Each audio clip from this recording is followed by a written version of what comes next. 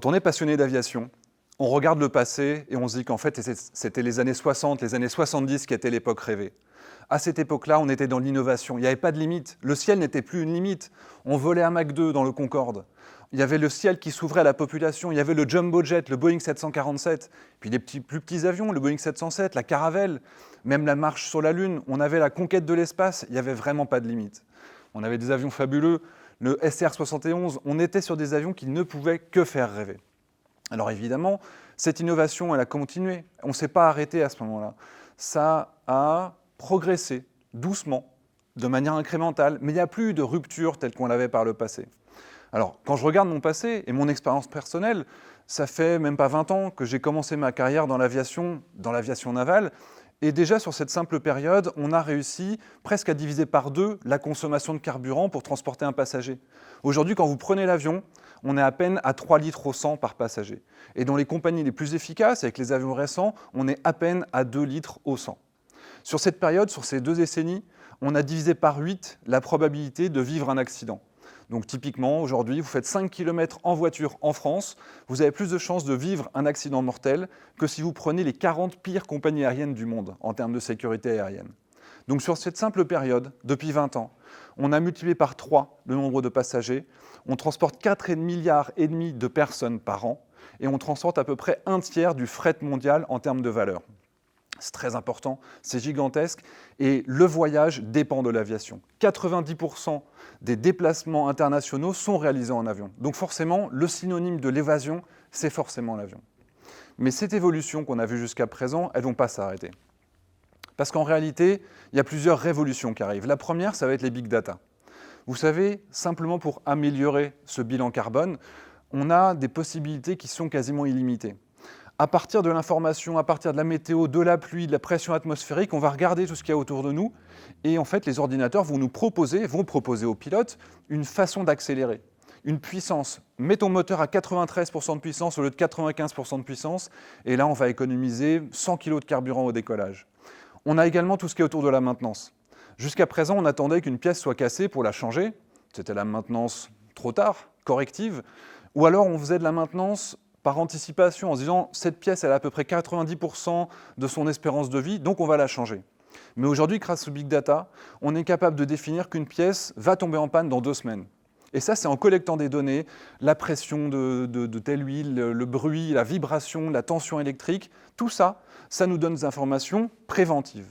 Et ça évite d'avoir des pannes, ça permet de réduire le changement des pièces, on est écologique, on est plus efficace, ça aide évidemment tout le monde. Il y a d'autres optimisations qui sont possibles, et en plus, la période actuelle dans laquelle on a un petit peu moins d'avions permet d'accélérer et de tester de nouvelles procédures.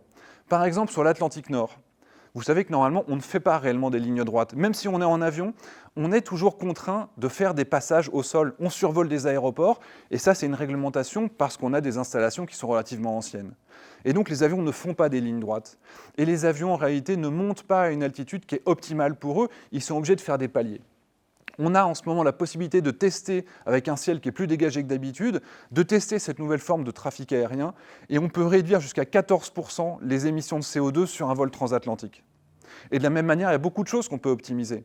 On peut optimiser également tout ce qui est autour du roulage, faire du roulage électrique plutôt que d'utiliser ces moteurs qui ne sont pas très efficaces. Et puis on a également les carburants alternatifs, avec un grand pari pour l'aviation, c'est de prendre des carburants qui soient réellement durables. Quand vous prenez de l'essence avec votre voiture, en fait, vous êtes en concurrence avec l'alimentation, parce qu'on utilise également de la betterave ou du maïs, ou alors avec la nature. On fait de l'huile de palme pour faire du carburant de voiture. Et l'aviation prend le pari de ne reposer sur rien d'autre que du jus de poubelle. On va récupérer les huiles de friture, on va récupérer tout ce qui est déchets agricoles, et avec ça, on va faire du carburant réellement durable. Donc forcément, le défi est un petit peu plus lointain. C'est d'ici la fin de la décennie, on va atteindre des pourcentages très importants, mais on réduit de 80% les émissions de CO2 sur le cycle du carbone. Donc c'est très important. Il y a un autre point sur lequel on va avancer, c'est également le poids. Est-ce que vous savez que si vous alliez aux toilettes avant de prendre votre avion, en s'allégeant chacun de 100 grammes, on réduit de 50 000 tonnes la consommation de carburant annuelle? 150 000 tonnes de CO2 seraient économisées si chacun d'entre nous allions aux toilettes avant d'embarquer. Faites ce que vous pouvez pour vous alléger. Les entreprises, les industriels, les compagnies aériennes également, elles font leurs efforts. Ils ont des systèmes pour assécher les avions parce qu'on peut avoir jusqu'à 100 kg d'eau qui vont s'accumuler derrière les parois, par exemple. On va remplacer les vieilles mallettes de vol par des iPads. Un iPad, c'est quelques kilos, les manettes de vol, c'était quasiment 20 kilos. Et donc, ça veut dire que sur chaque journée, on va économiser des dizaines et des dizaines de kilos de carburant pour chaque avion. Et au niveau de la flotte mondiale, ça représente à peu près entre 3 et 4% de réduction des émissions de CO2. Avec tout ça, d'ici la fin de la décennie, sans même changer les avions, en gardant exactement les mêmes technologies, on va pouvoir réduire de 20% les émissions de CO2 du secteur aérien. Évidemment, en plus, on va être capable de moderniser la flotte, on va les renouveler. Chaque génération d'avions permet d'avancer de 15 à 20%. Donc remplacer tous les vieux avions par des nouveaux avions et vous ajoutez toutes ces optimisations qui sont en train d'arriver, on va atteindre à la fin de la décennie des efficacités qui ne sont jamais vues par le passé. Parce que c'est peut-être ça la limite. La limite, c'est qu'aujourd'hui, on voit bien que l'aviation émet du CO2. L'aviation, elle produit énormément de richesses. Évidemment, elle émet à peu près 2% du gaz à effet de serre mondial. C'est beaucoup, mais en réalité, c'est peu par rapport à la richesse qu'elle produit. Elle produit 4% du PIB, elle permet au peuple de se retrouver, elle permet aux gens de voyager, elle permet au tourisme, aux professionnels et aux familles de se retrouver. Donc c'est absolument indispensable. Et vous savez ce qui est le plus formidable? C'est que toutes ces évolutions qu'on voit, c'est encore rien par rapport à la vraie révolution qu'on est en train de voir. La première, c'est l'électrification. Pour la première fois l'année dernière, on a un avion 100% électrique qui a été certifié. Alors il est petit, ça permet de voler autour d'un aéroclub, de faire des tours de piste pour les écoles par exemple. Mais ça, c'est le début d'une vraie révolution. Cette année, en 2021, pour la première fois, vous avez une compagnie aérienne au Canada, Harbour Air, qui va utiliser des avions d'ancienne génération sur lesquels ils vont changer les moteurs pour pouvoir faire des vols 100% électriques.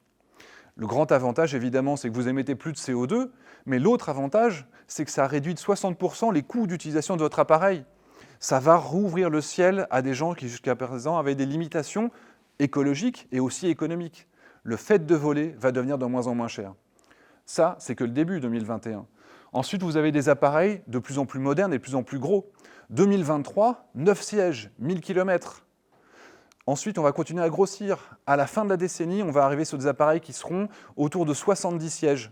Après les avions purement électriques, on aura également les hybrides électriques. C'est une technologie qui est un petit peu entre les deux, qui permet par exemple de faire le début de son vol, le décollage, la partie la plus polluante, en 100% électrique, puis ensuite en vol de croisière, utiliser les moteurs thermiques pour faire de l'électricité qu'on va utiliser dans le moteur. Et là, on est en dessous de 1 litre au 100 par passager. On a ensuite les avions qui vont être de plus en plus gros.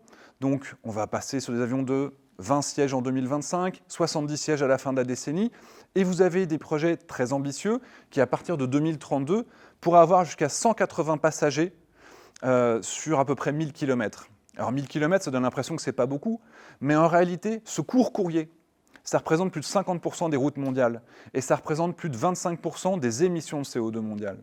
Donc quand on pourra remplacer ces vols polluants, parce que les avions ne sont pas optimisés pour faire des trajets si courts, par des vols 100% électriques, évidemment, ça va être une vraie révolution. La deuxième grande révolution, ça va être les drones taxis, ce qu'on appelle les eVTOL, Vertical Take-Off Landing, les systèmes qui vont décoller de votre jardin pour vous amener plus ou moins là où vous voulez. Alors ça, c'est une vision un petit peu futuriste. Évidemment, ça va commencer tout doucement, mais ce n'est pas pendant très longtemps.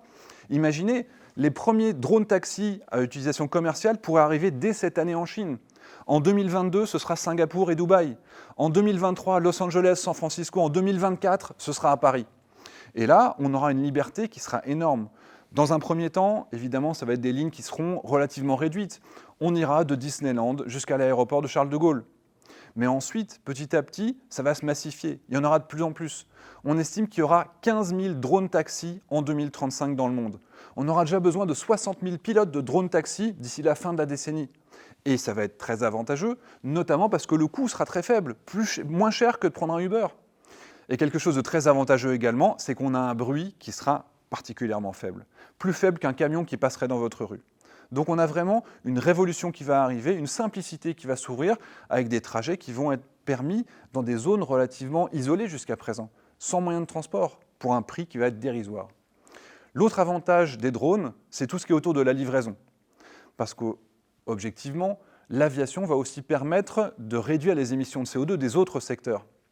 La livraison aujourd'hui, ça représente des milliers de camionnettes qui ne sont pas forcément bien optimisés, qui réalisent des trajets qui ne sont pas forcément en ligne droite. Et les systèmes de livraison par drone taxi, ça va être une vraie révolution parce qu'on va pouvoir optimiser tout ce système et toute cette logistique, notamment la logistique du dernier kilomètre. Vous avez perdu votre téléphone au fin fond du Laos, vous allez vous faire livrer ça par drone taxi. L'exemple que je présente ici, c'est notamment ce qu'on voit au Rwanda. Le Rwanda a besoin d'aller amener des poches de sang, par exemple, dans des hôpitaux de campagne qui sont relativement loin. Le fait de le faire en voiture, c'est particulièrement compliqué. Et donc, depuis maintenant plusieurs années, dans les pays dans lesquels la réglementation permet de faire des tests, on est déjà sur la livraison opérationnelle pour des produits médicaux, tout simplement pour accélérer les choses, et ça coûte moins cher. La troisième révolution, ça va être celle de l'hydrogène. Miko vous en parlera mieux que moi juste après, mais le grand avantage de l'hydrogène, c'est évidemment qu'il n'émet pas de CO2. On est sur un système qui est totalement propre, on émet de la vapeur d'eau, on réduit les traînées de condensation, il n'y a plus de particules fines, il n'y a plus rien qui soit réellement polluant. Donc il va falloir la produire, cet hydrogène. Mais la réalité, c'est qu'à partir de 2035, notamment Airbus va sortir et va proposer cet appareil qui sera sans aucune émission de CO2. Il n'y aura plus de barrières. On aura la possibilité de voyager sans se poser de questions. On va pouvoir reprendre le chemin des airs sans se poser de questions. Il n'y aura plus la honte de voler et tous les mouvements qu'on voit aujourd'hui auront disparu à ce moment-là. Et le dernier point, c'est aussi qu'on voit que ces avions qui vont sortir à partir de cette période ont une architecture qui va être totalement nouvelle. On a les moteurs qui sont ouverts, beaucoup plus efficaces.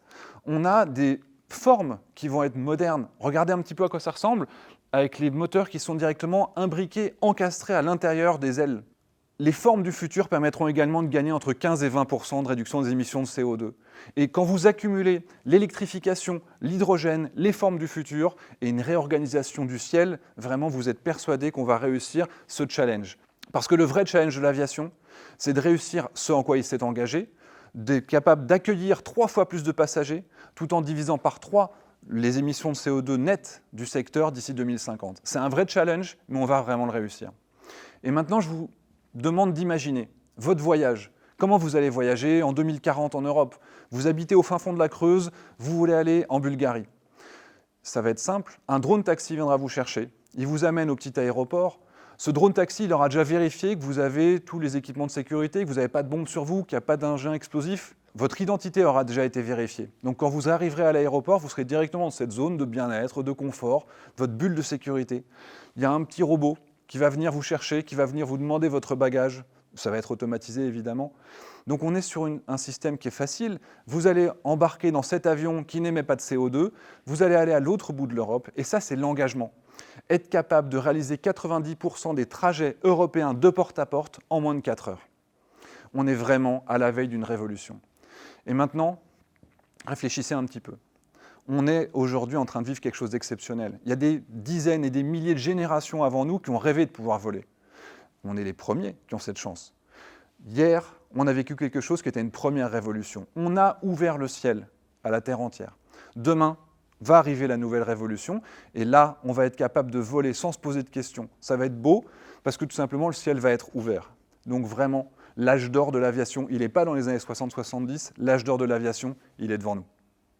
Merci.